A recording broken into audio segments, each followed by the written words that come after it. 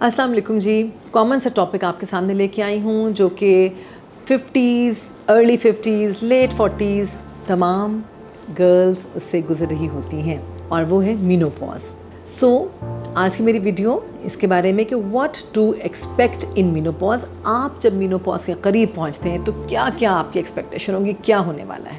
Number 1 तो ये define कर लेते हैं कि मेनोपॉज है क्या। मेनोपॉज एक पीरियड्स का बंद हो जाना है। 2 महीने पीरियड्स बंद हुए, आप इसको मेनोपॉज नहीं कहेंगे। मेनोपॉज के लिए ज़रूरी है कि पूरा 1 साल गुजर गया हो और आपको पीरियड्स ना आए हों। अब आप एक नए ट्रांजिशन, बॉडी की आपकी ट्रांजिशनल स्टेट है जिससे आप फाइनली मेनोपॉज तक पहुंच गए हैं। ये अल्लाह ताला की कुदरत का निज़ाम है कि अल्लाह ने औरतों के लिए एक टाइम रखा होता है जब एग्स बन रहे होते हैं, हार्मोन्स अच्छे बॉडी में होते हैं और उस वक्त औरत में हिम्मत ताकत होती है बच्चों को जन्म देने की, बच्चों को पालने पोसने की। फिर एक खास स्टेज आती है जब बॉडी में एग्स खत्म हो जाते हैं, क्योंकि प्री डिटर्मिन्ड होता है। जब एक बच्ची पैदा होती है, प्री डिटर्मिन्ड होता है कि बॉडी में इसके इतने हजार अंडे हैं, वो हर महीने वो एग्स बनते हैं, टूटते हैं। जिनकी प्रेगनेंसी हो गई, जिनकी नहीं हुई तो बाकी अंडे वेस्ट ऑफ हो जाते हैं। लेकिन जब एक औरत 48, 49, 50 ईयर्स तक पहुंचती है तो आहिस्ता आहिस्ता उन अंडों की मिकदार बिल्कुल खत्म हो जाती है। यहाँ पे टाइम आ जाता है जिसे हम कहते हैं मेनोपॉज स्टैब्लिश हो गया है। मेनोपॉज कुछ हार्मोन्स की डेफिशिएंसी के साथ एसोसिएटेड होता है, जिसमें मेन हार्मोन है ईस्ट्रोजन।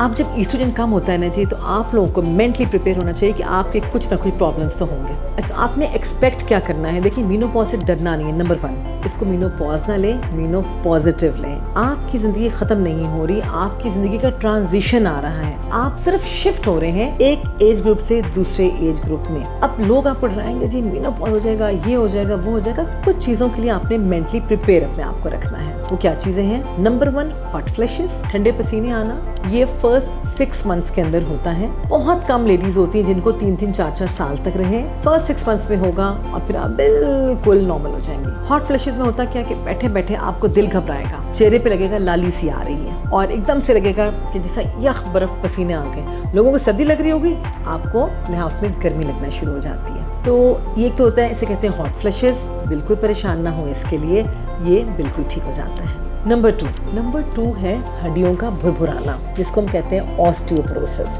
अब देखिए, ये तो एज के साथ साथ है। हड्डियां आपकी उतनी मजबूत नहीं रहती जितनी कि पहले बचपन में होती है। छोटे बच्चे भागते फिरे, ऊपर से छलांगे लगाएं, कुछ भी नहीं होगा। 20-30 का नौजवान, उसके लिए भी ठीक है। लेकिन अगर आपसे कोई कहे कि यहाँ से वहाँ छलांग लगाएं तो आपको मुश्किल लगेगा। करना क्या है?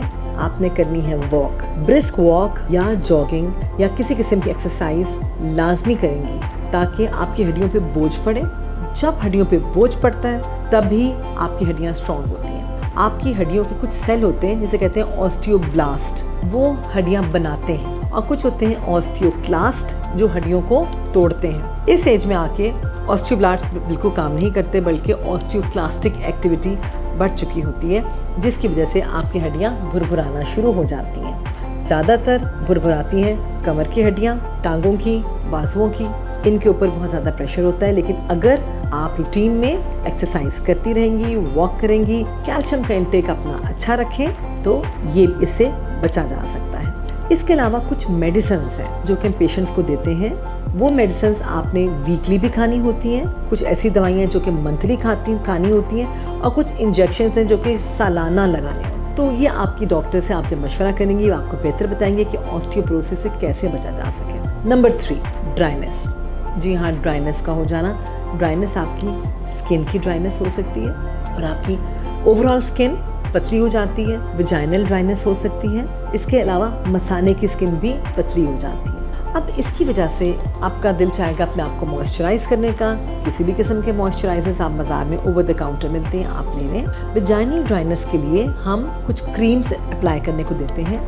ईस्ट्रोजन बेस्ड क्रीम्स होती हैं या कुछ लुब्रिकेंट्स होते हैं, पेशेंट्स को हम वो देते हैं। और मसाने की जो स्किन जो पतली सी हो जाती है ना जी, थिन आउट हो जाती है, उसके लिए पेशेंट्स को कहते हैं कि पानी का इस्तेमाल ज़्यादा करें, बिल्कुल पेशाब रोकें ना, क्योंकि इसकी वजह से यूरिन की इन्फेक्शंस पेशेंट्स को बहुत होती हैं। पोस्ट मेनोपॉजल लेडीज़ के अंदर यूटीआईज बेहद कॉमन है और सोने पे सुहागा हो जाता है। सुहागा अगर पेशेंट को शुगर है, ये डेडली से कॉम्बिनेशन हो जाता है। तो इस ड्राइनेस से बचने के लिए, विजाइनल ड्राइनेस से बचने के लिए आपने क्रीम्स हैं जो कि आपके डॉक्टर लिख के देंगे, क्योंकि over the counter without prescription दवाइयाँ नहीं मिलती। पूरी बॉडी की अगर ड्राइनेस होगी उसके लिए मॉइस्चराइजिंग करें, पानी का इस्तेमाल बेहद करें, आपकी स्किन भी हेल्दी रहेगी और आपको यूटीआईज भी कम होंगे।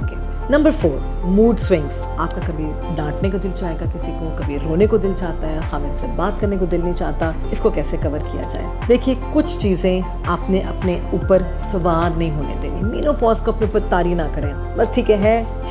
आप दुरूद शरीफ पढ़ें, गुस्सा आता है अल्हम्दुलिल्लाह शरीफ पढ़ें, बैठ जाएं, पानी का इस्तेमाल ज़्यादा करें, इसको सवार नहीं होने देना। दवाइयाँ तो बहुत सारी हैं, हम लोग दे सकते हैं एंटी डिप्रेसेंट्स, लेकिन ये समझिए, ये याद रख लें कि ये चीज़ें फिर आपको ताहयात लेनी पड़ती हैं। जितना दवाइयों से दूर रह सके उतना ही बेहतर होता है। अलबत्ता कुछ चीज़ें ऐसी हैं जिस तरह इवनिंग प्रिमरोज़ ऑयल, इसके कैप्सूल्स मिलते हैं, अगर आप ये खाएँ तो it is overall good for your breast health, for your mood, इनके लिए बहुत अच्छे रहते हैं। आम ओवर द काउंटर मिल जाते हैं। इवनिंग प्रिमरोज़ ऑयल के कैप्सूल्स होते हैं, ये आप डेली खाना शुरू कर सकती हैं कैल्शियम सप्लीमेंटेशन के साथ। इसके बाद बहुत से पेशेंट्स कंप्लेन करते हैं कि नींद नहीं आ रही। बिल्कुल बचा है, वाकई नींद के इश्यूज़ हो जाते हैं मेनोपॉज के बाद। अगर आपने दवा की एक्सरसाइज की हुई होगी, डाइट अपनी ऑप्टिमल रखें, लेट नाइट खाना ना खाएं, अर्ली 6 से 7 बजे खाना खा लीजिए तो नींद का भी मसला हल हो सकता है।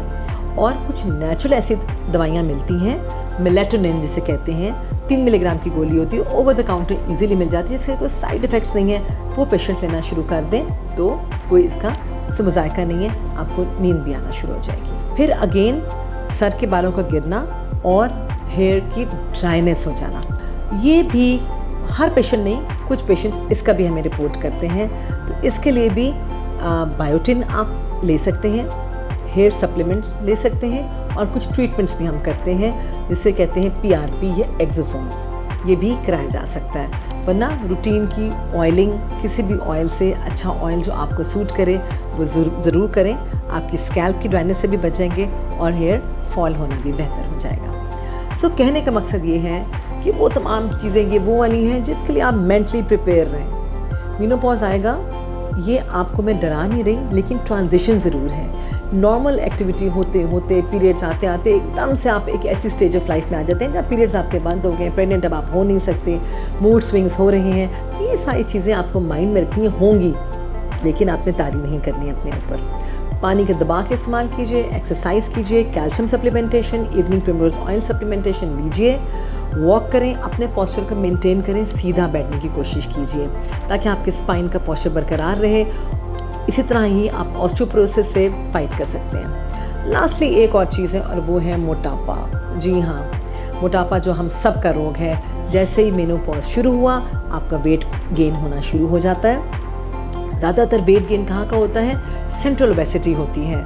आपके पेट के ऊपर चर्बी जमना शुरू हो जाती है और आपकी विसरल एडिपोसिटी, लिवर के ऊपर आपने सुना होगा फैटी लिवर हो गया है, बड़ा कॉमन है।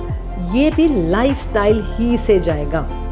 आजकल दवाइयाँ आई हुई हैं जिससे आपका वेट लॉस मैनेजमेंट हो रहा है। अपने डॉक्टर से मशवरा करके आप वो इंजेक्शंस भी लगवा सकते हैं अगर आपके डॉक्टर आपके लिए वो सेफ़ समझेंगे। कुछ अर्से के लिए आप मेडिसिन में रहें के ऊपर रहें और फिर अपनी लाइफस्टाइल मॉडिफिकेशन अपनी कीजिए। खाने को अपना एक अप्रॉक्सीमेटली आपने कैलोरीज़ का इनटेक 1500 कैलोरीज आप रखिए, ज़्यादा मत खाएं, बहुत तेज़ मीठे से परहेज़ करें, do walk a lot, exercise, keep yourself healthy. Thank you.